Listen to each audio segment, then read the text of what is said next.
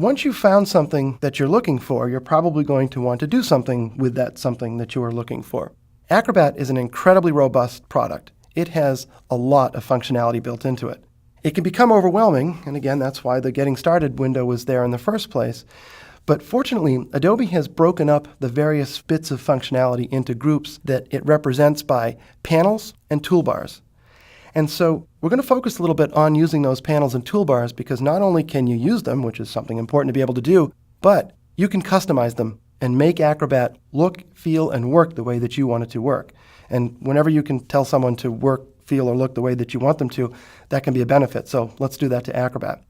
The Pages panel is something that we've already seen, and we've used it as a navigation tool. So I can say, hey, I want to go to page 4. Yeah, there you are on page 4. Hey, I want to go to page 7. Oh, there you are on page 7. But it's more than that. If you look at the top of the Pages panel, there's a little icon here.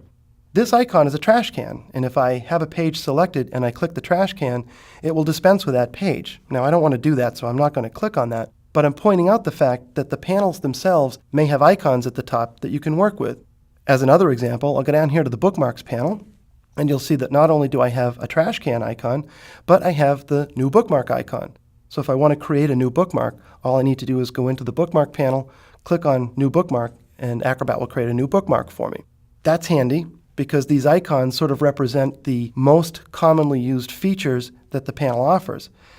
But that's not all that I can do with bookmarks, and if I want to find out more that I can do with bookmarks, then I'll come over to the Options menu here, and I'll click, and you can see that there's a long list of things that I might be able to do with bookmarks that I can take advantage of.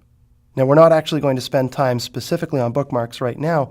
What I want to point out is that these panels offer functionality, and you can get at that functionality by opening the panel and taking advantage of either the icons or the menus. Another thing to note about the panels is that they can be sized however you want them. So I'm going to return back to the Pages panel. And notice that the pages are 2 by 2, but they are eating up a little bit of my document window space. And I'm not so sure that I'm comfortable with that. I don't need to see the document pages 2 by 2 in thumbnail view in the Pages panel, so I'm going to put my cursor right here between the panel and the document window, click and drag, and you'll see that I've shrunk the size of the panel, using up less of my document window space, and Acrobat has adjusted the thumbnails so that they're no longer 2 by 2, but they're just stacked one on top of the other. That's customization that I can take advantage of so that I can use more of the screen space. But you know what? I don't want to use any of the screen space for this particular panel. And for that reason, I can go ahead and grab the panel's icon and just simply drag it over top of the document.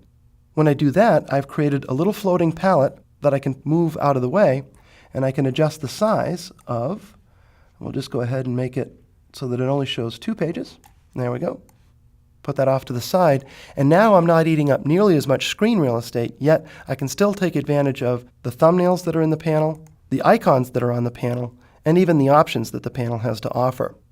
When you first install Acrobat and begin using it, there are 6 panels that are readily available. The Pages panel, the Bookmarks, a Signatures panel, there's your Help file. There's also an Attachments panel and a Comments panel. And those are commonly used panels that the Acrobat team felt most people would want to use, but that's not all the whole story. Under the View menu, I can select Navigation panels and see that there are many, many panels from which to choose. So I'm going to go ahead and just bring some of these out. Choose Order. Oh, I don't know, let's choose Layers. And I can even tear some of these panels away from each other. I'm going to fill the screen up with all these panels. In fact, I'm going to tear some of these panels off as well. Well, you can see that it quickly becomes the case that I've got more panels than actual documents showing, and that can make it difficult to work. If I want, I could start putting the panels away by clicking on the little Go Away button right here, and the panels will disappear. Instead, though, I'm going to take care of this mess in one big fell swoop.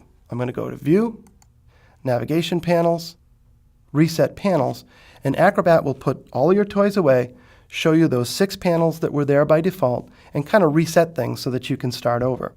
It's not uncommon when working with Acrobat, if you're using these panels frequently, to get to a point where you need to do that. And so that's why I wanted to show you. It's a very, very quick, easy thing to do to put your panels away.